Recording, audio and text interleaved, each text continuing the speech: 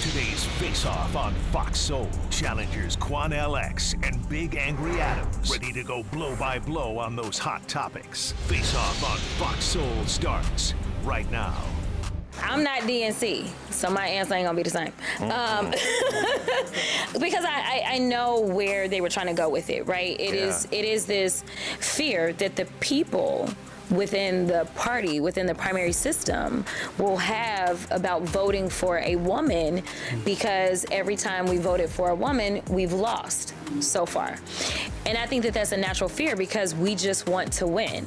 So there's a lot of people that are like, you know what? Like, let's go find the safest white boy we can find. I mean, I'm just saying. In this round, here's Charles Big Angry Adams. All right, Quanell, that was Texas, Dallas area Congresswoman Jasmine Crockett on SiriusXM's Clay Kane show discussing the selection of the next presidential candidate, right, for after this current term by President Trump of the Democratic Party.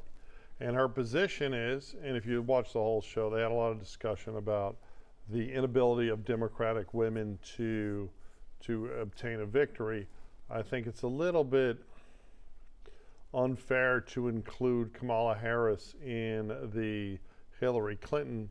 I think it's an unfair comparison because Kamala didn't have an entire electoral season. She didn't go through the primary process. She was just kind of stuck in at the end. And I don't think she ever had much of a chance of winning. Plus, I don't think she was a particularly viable candidate. But what bothered me, right, was Jasmine Crockett's use of white boy. Right, she's obviously talking about senior American politicians, and she has a penchant. She's went to law school right here in Houston, U of H law grad. She's a private school growing up, a very intelligent woman, but has a penchant for using inflammatory language.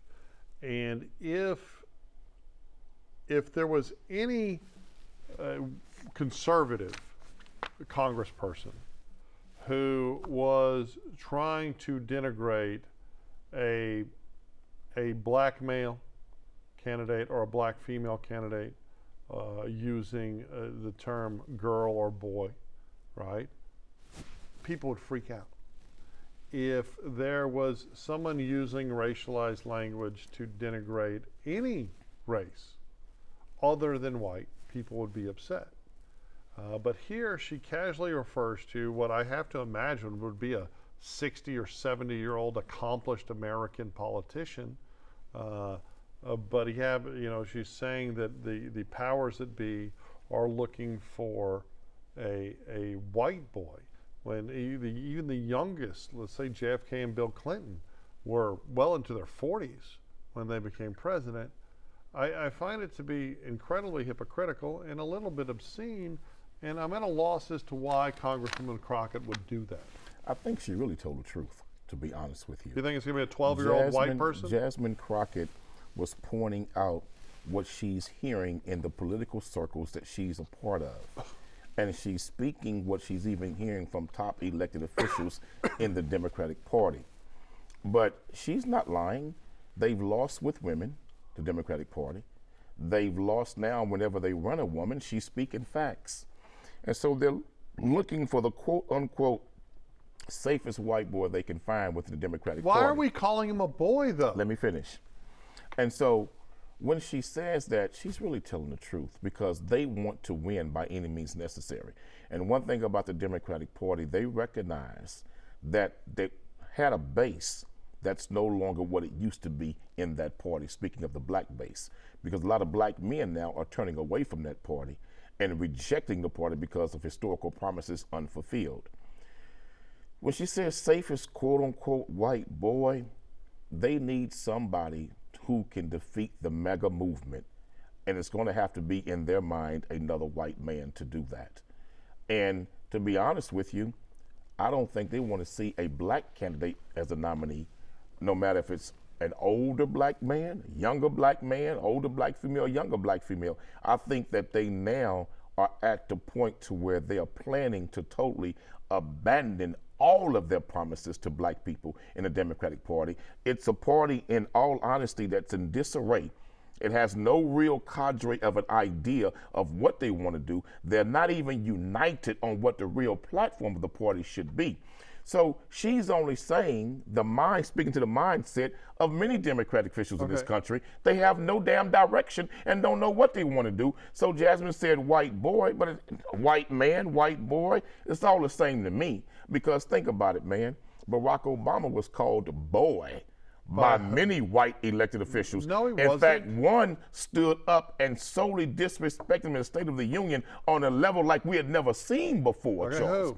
So Who? the white gentleman, I can't recall his name, but he okay. stood up and everybody remembered. He called said, him "You boy?" lie, you lie."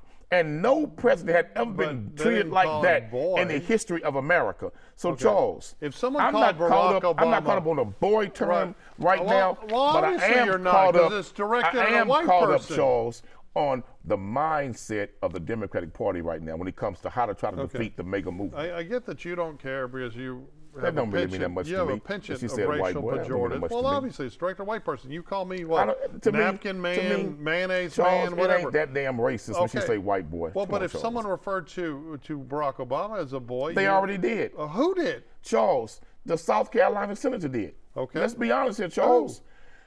Go on, Charles. Exactly. You You want to use pretend anecdotes. like Barack No, Obama did not Barack receive Obama these insults from white elected officials, he Charles. absolutely did, right? Come He on, man, let's- absolutely. but There were. Hold on. let's hold focus on. on Let the me bigger, finish my truthful sentence. issue here. But he absolutely was. There were racial pejoratives thrown at him, and society, American society, was horrified by it. American That's a lie. Society, no, that's not a lie.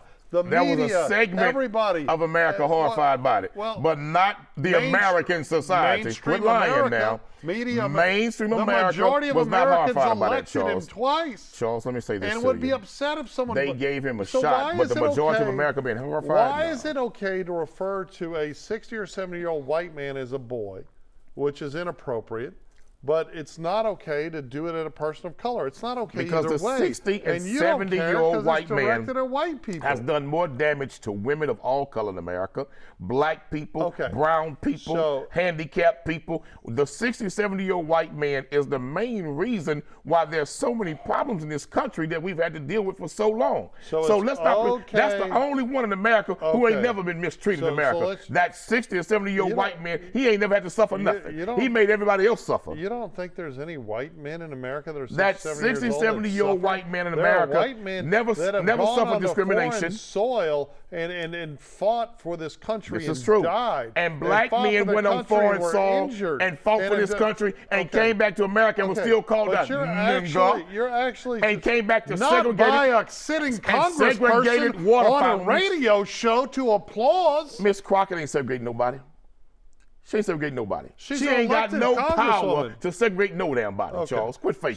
So Republicans in your control mind- the House and the in Senate. She your- ain't got no your- power. oh, yes, an elected U.S. congresswoman has no power. So in your mind, just to be clear, racial pejoratives directed at white people is okay. I didn't say that. Yes, you did. No, I didn't. Well, you use them That's all the time. what, see, in your white crazy mind, your Well, white she called crazy him way a of thinking. boy. She called this Charles, hypothetical candidate That's a boy. what they're saying. We need a white boy, white man to run. Well, They there's a talking like difference that. between boy and They man. talking like that, Okay, Charles. But why are they talking like that? Because, Charles, And- let me tell you something, Charles. You're Okay. talking about a party, man, to where there is no real standard about the little words they attach to people and groups and organizations.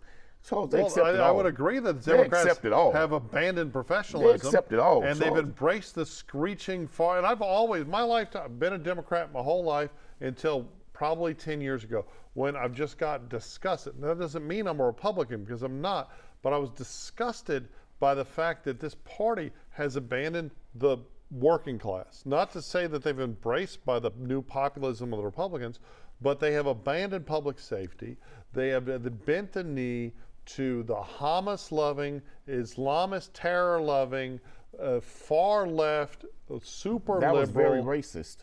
No, but they have. What you mean, Hamas loving? There are many. What you mean, Hamas loving? We have tons of people in What you mean, America Hamas loving? that are defining the So discourse of the you Democratic just Party made a mockery that love of Hamas. a popular food among Muslims. Oh, I didn't say hummus. You I said hummus. Charles, you I love made hummus. mockery of a popular food among Muslims. Let me tell you something. So if I sat here and made mockery of bagel-eating Jewish people, that wouldn't be racist? No, I was talking about Hamas, the No, organization. Charles, you just did the same thing that you blaming other people for doing, Charles. Hold on. So if I said burrito-loving Hispanic people, taco-loving Hispanic people, let me correct this. Come on now, Charles. Let me correct this. I will be leaving here and going directly to Kraft Pita right here in Houston to eat 2 chicken skewers, a kebab, some lamb, and some spicy hummus. I was talking about Hamas, the terror organization. That's can go Hamas. Get some, you know how it's pronounced. No, it's Hamas. You know it's Hamas. Look, you said hummus. You knew exactly what you were saying. I love me some hummus. You knew exactly what you said. Hummus loving. Hummus loving. I am a big fan of hummus. I bet you are. Terrorist, radical Islamist organizations. Well, you better hate the Klan and pork chops. The progressive. You better hate the Klan. Let me tell you something. And steak dinners. I'm not a fan of the Klan. I love pork chops. Love them. Administration is preparing to accept a super luxury Boeing jumbo jet from the royal family of Qatar as a gift to be used as the new Air Force One. 4 sources familiar with the planning tell NBC News. According to one of the sources, the arrangement will be done according to US and international laws in observance of ethics rules. Ownership of the plane will then be transferred to the Trump Presidential Library Foundation once his second term ends, 2 of the sources confirmed. Trump confirmed the gift on social media yesterday while criticizing Democratic lawmakers who say it's another example of him using the presidency to enrich himself. So, Richard, first of all, how unusual would this be? How much of a potential conflict of interest is there? And the reporting that this goes to the Presidential Library, would that then mean actually to Donald Trump to be able to fly as much as he wanted, wherever he wanted? Unusual is a good example of British understatement, Kathy. In this round, here's Quanell X. Charles, a lot of people are upset and angry that the country of Qatar has decided to donate a beautiful luxury jet to Donald Trump. In fact, it's one of the finest luxury jets that they have made that entire country.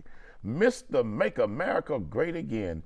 Mr. Put tariffs on everybody around the world because we want you to buy American products. Now, you just got gifted a beautiful luxury jet from Qatar, and you didn't say, no, I don't want that jet. I want mine made in America because let's make America great again. You don't know. You took that jet with that amount of money, hundreds of millions of dollars jet that he just took, and I'm going to give it to my library. And supposedly, he may even fly around in it.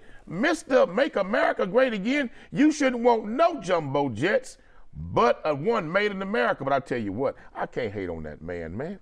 One of them cats want to give me a jet, I'm going to take it, baby. So those of us who are hating on Donald Trump, talking about he's getting a free jet, they really just hating and jealous that ain't nobody giving them a free damn jet. So here's the real reason, though, why Qatar gave it to him. Because what many people don't know, the only reason that the royal ruling family in Qatar can even remain in power is because of American protection. Same thing with the Saudi Arabian kingdom. If it was not for American protection, the Saudi king and that royal family wouldn't be no more damn royal family.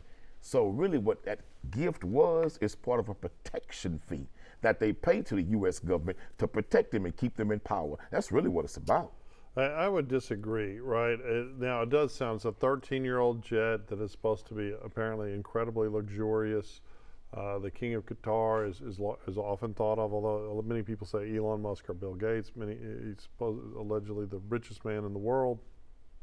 He has deep-seated ties to, I'm going to say this right this time, Hamas and other radical Islamist organizations, but also the Trump organization, not his administration, but the business company, the Trump organization, is in the process of building a $5 billion golf resort in Qatar.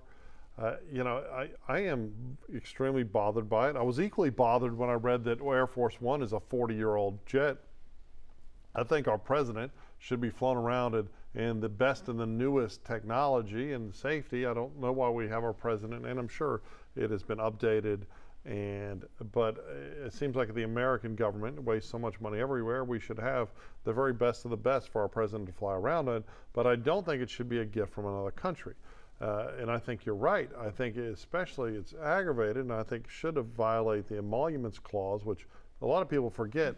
There was litigation directed at Trump for violating that during his first term that were then ruled moot by the Supreme Court when he was no longer in office. But this is a massive gift that then if they do in fact transfer it to his library foundation afterwards, is something that he can spend the rest of his life flying around in something that looks like Air Force One. And I think that's inappropriate, right? And it's, frankly, what we should say is, hey, thank you so much for this offer of a gift, but no thanks, because it's not something like the Statue of Liberty that can be turned into a national park for all of the American people to enjoy. This is something that was just designed to curry favor with our executive, right? And obviously it does. When somebody gives you, I think that I saw the price tag on that plane, I think it's worth $400 million. When someone gives you a $400 million gift that allows you to take a deuce on a gold-plated throne while you're flying around in the sky, it's going to impact how you treat someone else. And that's why those types of gifts are not allowed under our Constitution. So you're saying everything that you just said, yeah, that if that same government offered you that same jet, you're going to turn it down? Well, I'm not the executive. That ain't what I asked you. You're going to turn it down. That's the difference. Are you going to turn that jet down? If I was president, yes. Are you going to turn it down? If I was president, if they yes. call you right now, you going to turn it down? Well, I'm not president. I'm not an elected official. I'm not a public official. You gonna go and no, take a I'm seat going on there them and be like, hey, what's gold-plated up, toilets King? and take What's a poop up, also. King? Yeah, I'd take that $400 million You gonna go kick jet. it with your partners on the plane I also. would take it and I would sell it right away and take all that cash and do something wonderful with it. But again, I'm not and will never be an elected official or the president. I did 15 years of public service without ever sitting for an election, and I'm not ever going to do it. Right? But I don't think when I was a public servant, I didn't take gifts because it's inappropriate. You see police officers taking Ain't nobody free stuff offer all you a the time. $400 million jet Yeah, either. people would offer you stuff, but no $400 million. But either If way, they I offer would you a figure- Rolls Royce, you're gonna take it. I did interestingly have someone offer me $10,000 once. What the hell is $10,000? Well, for me, when I was come on, man, when that's I lunch was- money. When I was $10,000. when I was you can't take the family on a real trip for that. When I was a full-time college student working night shift patrol, it was massive money to me. But it was a bondsman who I had arrested someone who was charged with murder, and he came up and wanted me to sign an affidavit saying they helped me catch the guy because he had forfeited $1 million bond. And I didn't arrest him. I just said absolutely not. But he had a paper bag full of money for me. And I had a similar situation like that. I don't think you take money. I don't think the president should be taking this jet. I think it sounds wonderful. I had a similar situation like but that. it's corrupt. It's One time corruption. I was in the gym. Okay. And a woman about 82, Must have been a 83 long years time old. ago. She about 82, a couple of years ago. 82, 83 years old. She walked up to me. She said, "Young man, are you Quanell X?" I said, "Yes, ma'am." She said, "How do I spell your name correctly?" And I told her, I said, "Why do you need that?" She said, "So I can sign your name on my disability Social Security check. Baby, I'm going to give it all to you." And I said, "Ma'am, I can't do that." But she tried to purchase me. She tried to extort me. And she was going to give me that SSI check. Huh? What's she trying to get out of you? What was that?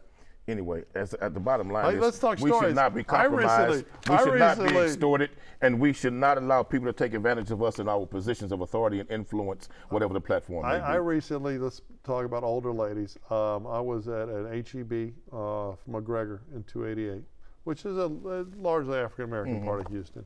And I was walking down the aisle pushing my cart, and there was an older lady, probably in her late 60s, early 70s, and her daughter who looked to be in her 30s. I assume it was her daughter. And as I pushed the cart, the older lady walked over to me and cupped my face. Cupped my face and said, and she had to, reach up to do it. And she said, "Young man, I just hate it when Quanell yells at you so much. She had I dementia. wish he'd let you talk." She had dementia. Now, her daughter was mortified that she had cut my face. Yes. And I said, knew her mama had dementia. I said, "Hey, I am old enough and grown enough to deal with his interrupting and yelling, but I appreciate you as an African American woman, exploiting that old take lady him like that outside. with dementia and She did not Alzheimer's. offer me anything but a hug, which I graciously took. But I do appreciate the fact that we're such a multicultural society that everyone in any demographic in Houston understands that you're the bad guy and I'm the good guy in this situation. One thing about you, Charles, and I've always advocated for you to stop and cease and desist from doing those type of things that you refuse to do. But as someone who cares about your well-being long term, you got to stop taking them gummies. Because the marijuana gummies you've been taking, man, has really taken a toll on you psychologically, mentally, and we need to have an intervention. So I'm hoping that someone in your family will watch this segment and know that collectively there needs to be an intervention on your thought process, because you thinking old black women want to be nice, kind, and gentle to you, and you know she was suffering from dementia and Alzheimer's. What a horrible thing to say about a stranger to because you. if she's trying to show you some compassion, she shows suffering. First of all, I only, can we stick to Donald Trump? I'd only do gummies can we stick to Donald when Trump? I'm in states like California where it's legal, which I visit very often. You they are Delta 8 and Delta 9 hemp edibles that I have here. But I am antagonistic, as I was when I was a policeman. I think the war on drugs is evil. Donald Trump. But I do think Donald Trump accepting this $400 million gift, or the Department of Defense accepting this gift, is a horrible precedent for America, and it smacks of corruption, and it should not be allowed. Well, really, Charles, America is the only thing that's propping up those governments and those kingdoms over there. Okay, but that doesn't mean our president has to accept those countries that still have monarchies, that's all money. So he's really protecting, that's all money and connections. And if it wasn't for the American government, the Saudi royal family and those like in Qatar like that in Dubai would collapse overnight. Well, I would just like to say, although I found this subject mildly interesting, I'd like to let the audience know that they missed out on hearing a robust discussion on whether subscribing to OnlyFans is considered cheating. So hopefully we'll get to that topic next week, because I think that'd be more interesting than corruption for Donald Trump. I better be the OnlyFans she looking at. We're all aware both of the last two presidents are probably the most two corrupt presidents in history. But you probably got a subscription.